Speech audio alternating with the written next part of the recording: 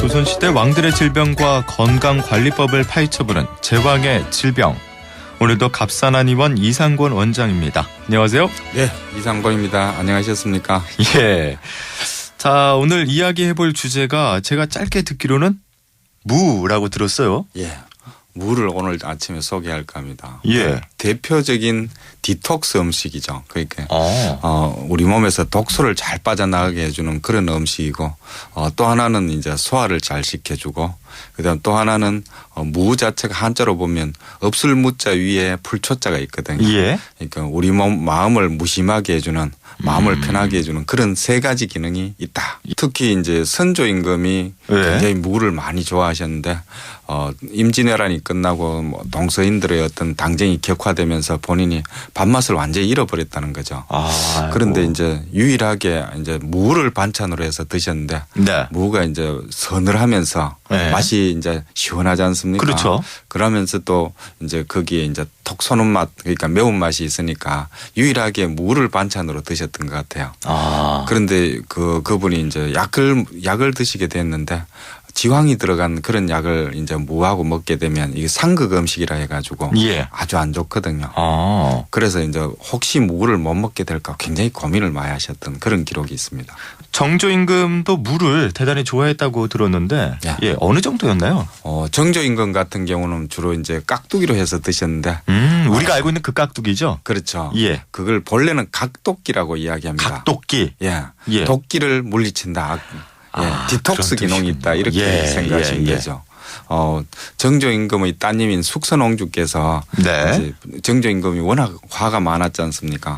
그래서 늘 이제 종기도 많이 나고 인삼도 전혀 안 드시고 이렇게 했기 때문에 그래서 숙선옹주님께서 깍두기를 만들어 가지고 이제 정조 임금한테 들었는데 굉장히 많은 칭찬을 들으셨던 것 같아요. 그래서 그 많은 어떤 왕들이 보면 산해진미를 먹지 않습니까? 그렇죠. 그런데 그 산해진미는 전부 다 제쳐두고 깍두기만 해서 밥하고 그렇게 드실 정도로 그렇게 이제 무를 좋아하셨다. 야, 저랑은 완전 반대. 저는 저희 어머니가 깍두기에다 밥만 주면 저는 이건 뭡니까 어머니? 이러면서 이건 아니죠 어머니? 이렇게 말씀을 드리곤 했었는데 그게 아니었군요. 선조 임금이나 아니면 정조 임금 같은 경우에는 그만큼 이제 산해진미라든지 우리가 대장금이라든지 이런 드라마를 보면 얼마나 맛있는 진수성찬. 그런데 그런 음식을 전혀 못 드실 정도로 조선의 임금들이 밥맛이 없었다는 거죠. 너무 이제 생각할 게 많고 스트레스를 받으니까. 그렇죠. 자, 그리고 우리가 초반에 잠시 얘기했지만 무의 효능에 대해서 조금만 더 자세히 살펴보면 좋을 것 같은데요. 무가 이제 그 세 가지 기능이 있는데 먼저 제일 첫 번째는 디톡스 기능. 금방 이야기했지만 독기를 없애주는 기능. 그러니까 독소를 없애주는 기능이 가장 강하고 그다음에 무 자체가 소화를 아주 잘 시켜주는 기능. 그렇게 있고 또 하나는 이제 금방 이야기했던 기를 깨는 기능이 있는데 예를 들자면 6.25 전쟁 때 우리가 동굴 속에 사람들이 숨었는데 바깥에서 이제 뭐 적들이 와서 연기를 막 피워서 이제 그 사람들이 빨리 나오라고 그렇게 하거든요. 그러면 티 나가면 대부분 총살을 당하니까 그렇죠. 안 되죠. 그래 나가지는 못하고 거기 가만히 있게 되는데 그때 이제 연기로 죽을 뻔하니까 거기 안에 마치 무가 있었던 모양이에요. 무를 씹고 난 뒤에는 그 연기가 그만큼 와도 아무 괜찮았다는 거죠. 그래서 기를 깬다는 작용이 있는데 그게 뭐냐 하면 예를 들자면 우리가 이제 슬픔, 기쁨 여러 가지 이제 마음이라는 것이 기의 변화로 인해 생기는데 그런 기를 깨버리면 마음을 편안하게 하고 진정시키고 무심하게 하는 그런 기능이 있기 때문에 마음을 편하게 한다. 이런 기능도 같이 숨어 있다. 마음을 편하게 한다. 저는 어떤 것보다도 이 무심하게 한다라는 말이 참 마음에 와닿는데요. 무가 우리나라 음식과 잘 맞나요? 무 속에는 효소 중에서 디아스타제라는 게 있습니다. 그게 전분을 잘 이렇게 녹여주거든요. 예를 들자면 우리가 이제 쌀, 보리, 감자 이런 것들이 대부분 전분이 굉장히 많은 음식인데 이런 전분이 많은 음식들을 잘 소화시켜주기 때문에 우리나라 음식에 딱 맞는 우리가 반찬이라고 이야기할 수 있죠. 그렇군요. 그럼 또 무 하면 생각나는 게 단무지예요. 단무지는 괜찮나요? 단무지는 본래는 이제 우리가 단무지를 보게 되면 그냥 먹는다, 그러니까 맛있는 반찬이라고 생각하죠. 본래는 스님들이 욕망을 없애기 위해서 만드는 음식이죠. 아, 욕구를 조금 자제하기 위한. 예. 그게 본래 이제 단무지에는 치자와 무 두 가지가 들어가 있거든요. 예. 치자는 우리 집에 이래 한 그릇만 심어놔도 향기가 가득하거든요. 거기에다 이제 치자를 이래 밀가루하고 반죽을 해서 우리가 발을 삐었을 때 이래 붙여놓으면 금방 염증이 가라앉거든요. 그래서 열을 잘 식혀주고 마음의 번열을 없애준다. 이런 기능이 있고 무가 아까 금방 이야기했듯이 무심하게 하는 기능. 이게 합해져서 욕망을 잘 제어해 주거든요. 그래서 스님들이 단무지를 먹는 것은 본래는 이제 마음의 어떤 욕망을 없애겠다. 이런 기능이 제일 먼저 왔고 두 번째는 이제 무가 이제 본래는 이제 냉면 그러니까 밀가루 음식의 독을 잘 없애준다는 거죠. 아, 그래서 저희가 자장면이나 라면 먹을 때 같이 먹으면 좋군요. 예. 밀가루라는 게 이제 대부분 아주 뜨거운 음식이거든요. 한의학적으로 봤을 때는.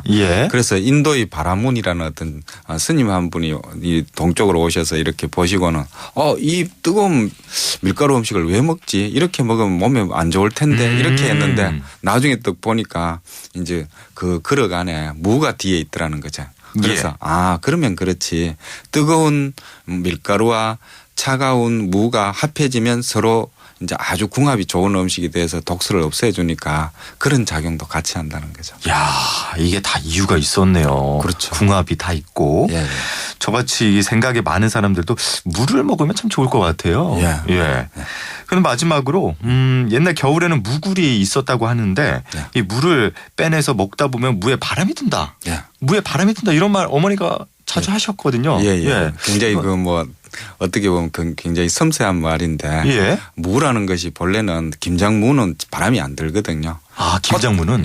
보통 이래 꽃대가 안 생기기 때문에 바람이 안 들게 돼 있는데 꽃대가 생기면 전부 다 무의 영양분을 꽃대로 다 빨아들여 버린다는 거죠. 그래서 그 촘촘하게 들어있던 영양분들이 꽃대로 빨아들여지면서 이 섬유소 성분만 남는다는 거죠. 그래서 외부의 어떤 바람이라든지 온도 변화 이런 걸 이제 촘촘한 영양분으로 방어를 해야 되는데 방어를 못하니까 바람이 들어서 우리가 섬유만 남기 때문에 잘 먹을 수 없다는 거죠. 그거하고 똑같이 이제 우리가 보통 이야기할 수 있는 게 산후풍이라는 게 있지 않습니까?